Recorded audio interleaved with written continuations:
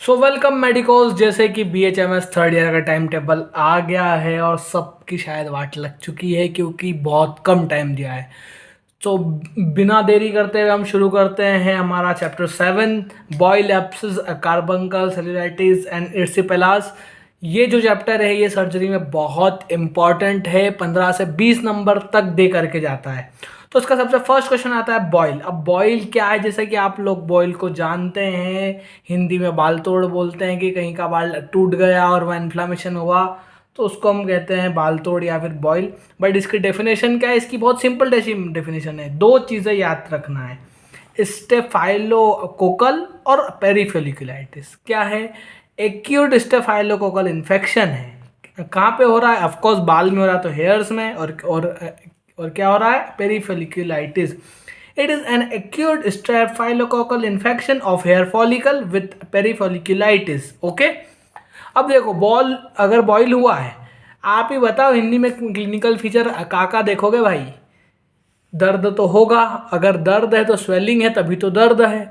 हाथ हाथ लगाने पे छूने पे दर्द होगा तो टेंडरनेस है। थोड़ा अगर सूजन टाइप है तो उसमें इडिमा है। सॉफ्टनेस हो सकती है। सेंटर पे स्मॉल पॉस्चुल बिल्कुल मिलेगा। और डिस्चार्ज अगर फूटा तो निकलेगा। कोई डिफिकल्टी नहीं, एकदम सिंपल क्वेश्चन है, 2 से 5 नंबर में आता ही आता है। साइट कहाँ कहाँ पर हो सकता है? बैक ऑफ द नेक, ठीक है। एक्सटर्नल ऑडिटरी मिएटस, है ना। और तीसरा पेरिएनल रीजन यानी कि प्यूबिक रीजन में भी हो सकता है। अब ये कंप्लेंट्स बॉयल के साथ साथ क्या हो सकता है? देखो बॉयल के बाद होता है फरंकल, मतलब एक से ज़्यादा बालों में। उसके बाद होता है कार्बंकल। तो सेल्यूलाइटिस हो सकता है, कार्बंकल मतलब हो सकता है, गैंग्रीन डेवलप हो सकता है। तो आप ये सब मन से लिख सकते हैं, ज़रूरी नहीं है कि एज इट इज रखना। अब ट्रीटमेंट में देखो, हमेशा सर्जरी में ट्रीटमेंट मायने रखता है, एलोपैथिक भी और होम्योपैथिक ट्रीटमेंट भी। अब देखो क्या है ट्रीटमेंट में, पहला क्या है? अगर बॉयल है, जनरल हेल्थ मेंटेन करना है, आयोडीन ऑन स्किन पॉस्चुल करना है, रिमूव करना है अफेक्टेड हेयर को, ठीक है। फिर एंटीबायोटिक थेरेपी देंगे हम उसको, ठीक है। अगर पेन है तो उसको हम देंगे एनाल्जेसिक, है ना। आफ्टर स्केप के बाद उसको अच्छे से हाइड्रोजन क्लीन करना है। अब जैसे कि अगर 5 नंबर के क्वेश्चन में होम्योपैथिक रेमेडीज पूछी है तो आपको लिखना है, क्या लिखना है कि अगर होम्योपैथिक रेमेडीज लिखे तो एक तो आपको ऐसा नाम लिखना है। बाकी अगर आप चाहते हैं कि 5 में से 4 4.5 नंबर मिले तो आपको क्या करना है?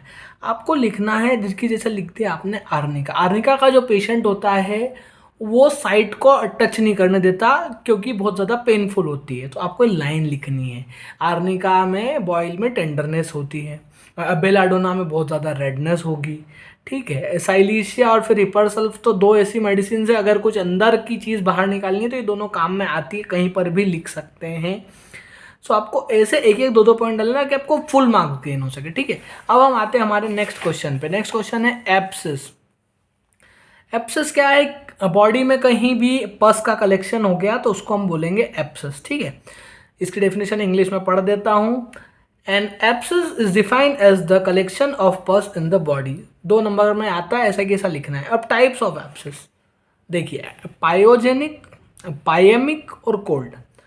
अब वर्ड से थोड़ा कनेक्ट कीजिएगा। पायोजेनिक मतलब किसी न किसी अपायोजेनिक ऑर्गेनिज्म की वजह से, ठीक है। अब पायोजेनिक एब्सेस हो रहा है, अब किसी ऑर्गेनिज्म की वजह से हो रहा है तो सेकेंड ईयर की पैथोलॉजी याद करिए। आदमी मतलब किस किस रूट से एंट्री होगी पायोजन की? या तो डायरेक्ट हो गई, लोकल हो गई, लिम्फेटिक हो गई, या तो फिर हो गई हेमेटोजीनस, ब्लड से, सिंपल। अब जब हमने याद है पिछले साल स्वेलिंग पढ़ी थी, है ना, उसमें क्या आता है? बस सेम लिख दिए, रूबर, ट्यूबर, कैलर, डॉलर और फंक्शनल, लीसा लॉस ऑफ फंक्शनल, ठीक है। उसके बाद हम आगे आते हैं इन्वेस्टिगेशन में। अब देखो स्किन की इन्वेस्टिगेशन में अल्ट्रासाउंड, सिटी स्कैन, 2 चीज़ है, आइसोटोप स्कैनिंग, ये तीनों आपको याद रखना है। बॉयल में भी लिख दोगे ना तो कोई दिक्कत नहीं। मैं आपको इस वीडियो के एंड में ऐसे कुछ ट्रिक्स बताऊंगा जिससे आप इजीली मतलब मार्क्स गेन कर पाएंगे, ठीक है, ठीक है। अब आएगा भैया ट्रीटमेंट। ट्रीटमेंट में हमेशा जब कोई स्किन से रिलेटेड होना तो उसमें कंजर्वेटिव ट्रीटमेंट लिखना है कि जनरल हाइजीन को मेंटेन करना है, अगर पस है तो उसको बाहर करना है, ठीक है। एंटीबायोटिक थेरेपी देना है, है ना, इंसिजन बनाना है। अब इसमें हमने देखा फिर आ गई होम्योपैथिक मेडिसिन। बेलाडोना, साइलीशिया, हिपरसल्फ हमेशा कॉमन मिलेगी स्किन की चीज़ों में, क्योंकि या तो ये इन्फेक्शन को फोड़ के बाहर फेंक देती है या तो ये उसको अंदर ही अंदर सुखा देती है। ये तीनों मेडिसिन तो रट लीजिए। जहाँ कुछ समझ नहीं आया, माना मैं आपको गलत राय दे रहा हूँ, बट अगर पास होना है तो ये तीन तो लिख ही देना, इनके दो दो तीन तीन सिम्टम याद कर लेना हर जगह, ठीक है। फिर आया भैया आपका पायमिक एब्सिस। अब पायमिक एब्सिस में क्या है, पायमिक एब्सिस जो है वो जो है सेकेंडरी, जैसे एक जगह इन्फेक्शन हुआ था उससे फैल के बड़ा है पायमिया में। इसकी definition, pyaemia is a condition characterised by formation of secondary foci of suppuration, suppuration बढ़ गया है in the various part of body. These foci are being formed as a result of lodgement of septic emboli consisting of a clump of organism infected clot। और कुल मिलाकर के बात वही कहना चाह रहे हैं हम कि भैया जनरलाइज हो गया है, बैक्टीरिया जो है बॉडी में फैल गया है, जनरलाइज हो गया। तो इसमें क्या होगा, बैक्टीरिया का इन्फेक्शन था तो भैया बैक्टीरियमिया, सेप्टिसेमिया, टॉक्सिक पदार्थ करना हुआ तो भैया टॉक्सेमिया। एज सिंपल एज दैट, ज़्यादा दिमाग नहीं बढ़ाना, सिर्फ सेकेंडरी फोकाई का हो गया फॉर्मेशन ड्यू टू सेपरेशन, ठीक है। अब इसमें क्या होगा, वही जनरल हेल्थ को भैया मेंटेन करेंगे भैया, मतलब मल्टीपल जगह होगा इसके साइंस में, एक से ज़्यादा जगह, सब फेशियल प्लेन पे हो सकता है, नॉन रिएक्शनरी हो सकता है, रिएक्शनरी हो सकता है, वेसाइकल्स हो सकते हैं, वेसाइकल्स नहीं भी हो सकते। अब देखो, जब भी कोई चीज़ जनरलाइज होगी ये तीनों मिलेंगे, यहाँ बैक्टीरिया में वहाँ फीवर इज अ मस्ट, ठीक है।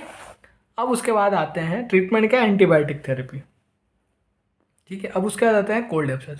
कोल्ड एब्सेस क्या होते हैं, अरे भैया इतना बड़ा नाम है कैसे याद रखेंगे।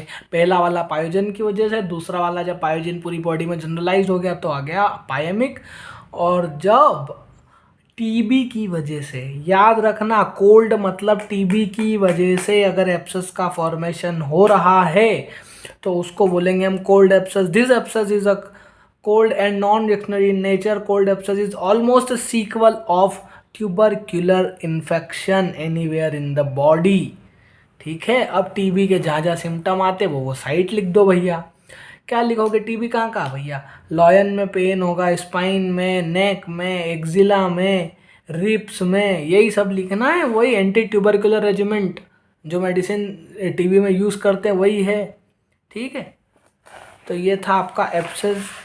एब्सेस के बाद आया भैया बड़े भैया, कार्बंकल बॉयल के बड़े भैया हैं ये, ठीक है।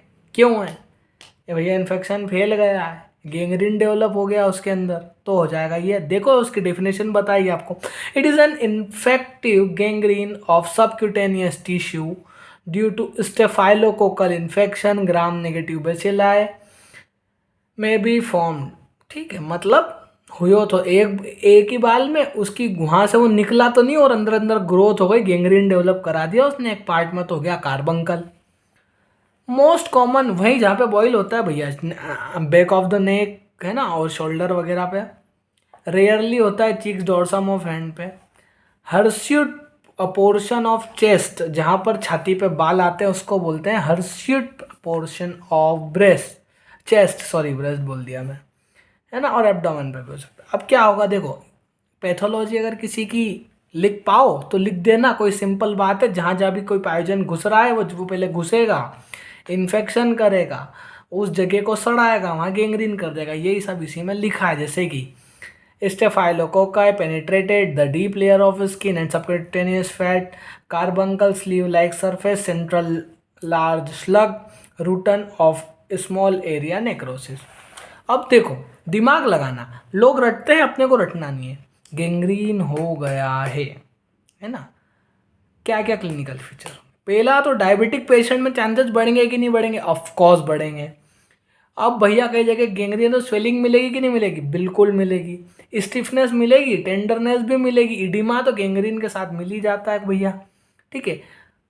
अब जब बाल तोड़े तो वेसाइकल फॉर्मेशन तो होना ही है। तो ऐसे अगर पढ़ोगे रिलेट करके तो आपको बहुत ईजी रहेगा। ट्रीटमेंट क्या करेंगे, जनरल हेल्थ को इम्प्रूव करो भैया, एंटीबायोटिक दे दो, सिकाई कर दो, हॉट कंप्रेशन दे दो, अगर कहीं पसवस है तो लेट इट आउट, ये लाइन याद रखना। अब देखो फिर इसमें होम्योपैथिक रेमेडी, फिर मैं आपको बताता हूँ। साइलिशिया दिख रही है, ठीक है, साइलिशिया है, इसमें हिपरसल्फ लिख देना, बाइला और फिर ये बेलाडोना तो है ही।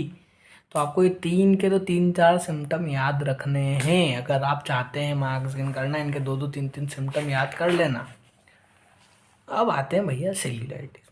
अब सेल्यूलाइटिस थोड़े अलग वाले भैया। सेल्यूलाइटिस में क्या है, इन्फ्लामेशन दिख रहा है एक पर्टिकुलर एरिया का, जैसे कोई लेग है और लेग के जो नीचे का पार्ट है उसमें पूरी रेडनेस दिख रही है, पूरा रेड है, तो वो सेल्यूलाइटिस है। क्यों? नॉन सिक्योरेटिव एक ही जगह पर है, inflammation spreading subcutaneous tissue and connectivity, सिर्फ ऊपर ऊपर इन्फेक्शन फैल रहा है मेनली। देखो अभी तक था स्टेफाइलोकोकस, अब आगे भैया स्ट्रेप्टोकोकस। ये तो दोनों ऐसे जानवर है जो सेकेंड ईयर से हमारे पीछे लपकते और साथ नहीं छोड़ते।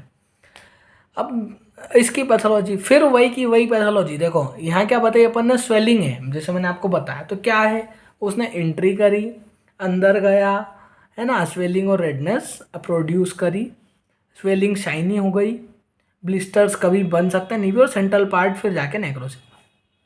एंट्री कहाँ से ले लेगा, याद आए तो ठीक, नहीं तो वो वाला भी लिख सकते हो आप, डायरेक्ट, हेमेटोजिनस और ये सब। बाकी मैं और दो चार बता देता हूँ। इंसेक्ट की बाइट से भी आ सकता है, इंजरी से भी आ सकता है, स्क्रैच किया वहाँ से भी आ सकता है। कॉमनेस साइड होती है लोअर लिम्ब, फेस और स्क्रोटम इसकी। देखो अब स्वेलिंग है तो क्लिनिकल फीचर में क्या क्या लिख सकते हो, र्यूबर ट्यूबर केलर डॉलर लिख सकते हो, बट मैं आपको और बता देता हूँ। फीवर आ सकता है क्योंकि स्वेलिंग है, बुखार आ सकता है, बुखार तो कहीं भी आ सकता है, आ जाता है ना। स्वेलिंग है तो सोलन और पेनफुल तो होगा ही। याद रखना बुखार आ रहा है तो गर्म तो होगा, वार्म, है ना, टच करोगे तो टेंडर होगा। पिटिंग इडीमा, फिंगर को ऐसे दबाया और वो जगह पे एक फिंगर का निशान रह गया, पिटिंग इडीमा भी मिल सकता है। लिम्फेंजाइटिस क्या करेंगे, सूजन उतारनी है भैया, तो जिस पार्ट में सूजन नहीं है उसको रस्सी से ऊपर टांग दो, rest and elevate of the part to reduce oedema, antibiotic दे दो। स्वेलिंग डज नॉट सुसाइड, अगर 72 घंटे में नहीं गई तो भैया इंसिजन और ड्रेनेज, इंसिजन कर। अब देखो स्वेलिंग की मेडिसिन, एपिस मेलिफिकस, मधुमक्खी काटती है, सूजन आती है, एपिस भूलना ही मत, ठीक है। जैसे हमने वहाँ मतलब वहाँ पे कहा कि भैया इंसिजन की वजह से अगर हुआ है, ठीक है, इंसिजन मतलब किसी सर्जरी के बाद हुआ है, तो आर्निका सर्जरी के बाद अच्छा काम करती है। हमने वहाँ पे स्नेक बाइट लिखा था, तो लेकेसिस, स्नेक की मेडिसिन स्नेक बाइट, तो लेकेसिस भी काम करेगी, ठीक है। ऐसे ही आपको लिखना है। तो ये आपका 5 नंबर तक में आ सकता है, 2 नंबर में डेफिनेशन दो। अब इसके बाद एक क्वेश्चन आता है, इर्सीपेलास। इर्सीपेलास क्या है, एक्यूट इन्फ्लामेशन ऑफ लिम्फेटिक, ठीक है। अभी तक बात स्किन स्किन स्किन की चल रही है, अब स्किन में चली गई लिम्फेटिक पे और म्यूकस मेम्ब्रेन पे। क्या है, स्ट्रेप्टोकोकस है भैया, ठीक है। पैथोलॉजी वही लिख देना, बस बात ये है कि स्किन की जगह ये कहाँ जाएगा, ये जाएगा लिम्फेटिक्स में ना, बाकी सेम पैथोलॉजी।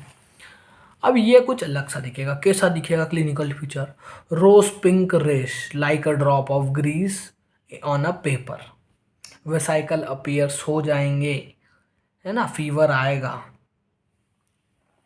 कॉम्प्लिकेशन में क्या क्या हो सकता है, गैंग्रीन हो सकता है। अब इसमें क्या है, देखो फिर वही दिमाग लगाओगे तो ट्रीटमेंट तो कई मतलब बहुत ईजी है, सर्जरी में लिखना। Broad spectrum of antibiotic, aspirin of vesicles, aspiration of vesicles, जहाँ भी वेसाइकल्स उनको बाहर निकाल दो, ठीक है। उसके बाद आ गया भैया कल्चर और सेंसिटिविटी टेस्ट कराओ डिस्चार्ज का, किस टाइप का डिस्चार्ज हो रहा है। फीवर है तो एंटीपायरेटिक, पेन है तो एनाल्जेसिक, और इडिमा है तो एंटीडायरेटिक। इसके होम्योपैथिक ट्रीटमेंट में आपको बता देता हूँ। देखो फिर स्वेलिंग की बात है, एपिस मेलिफिकस, बेलाडोना, है ना, लेकेसिस, तो अगर आप यहाँ कैलेंडुला भी लिख देना अगर आपको नहीं याद आए तो ये सबके 2-2 जो 4-4 सिम्टम याद रखना। और अगर हमारी कोई हेल्प लगे आपको तो प्लीज़ हमें कमेंट सेक्शन में बताएं, हर वीडियो आप ही के लिए लेकर के आएंगे, but subscribe button is a must. इसके अलावा थेरेपेटिक्स का अगर पर्टिकुलर क्वेश्चन आएगा, ऐसे हम कुछ समय बाद आपके साथ पेपर्स भी शेयर करेंगे, तो हम उसमें से एक क्वेश्चन आपको सॉल्व करके भी बताएंगे कि अगर थेरेपेटिक्स का क्वेश्चन आता है तो उसको कैसे सॉल्व करना है। और आप अगर हमारे साथ साथ पढ़ते रहेंगे तो हम आपको विश्वास दिलाते हैं आप बहुत इजीली अच्छे मार्क्स गेन कर पाएंगे। तो पढ़ते रहिए।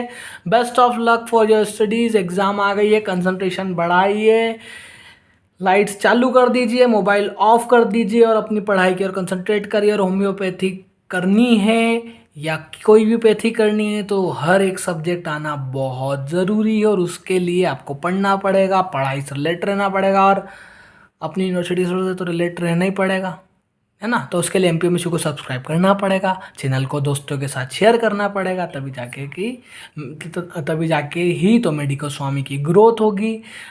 जब हमारी ग्रोथ होगी तो आपकी तो ग्रोथ होगी ना हमारे साथ साथ। तो thank you so much for watching our channel.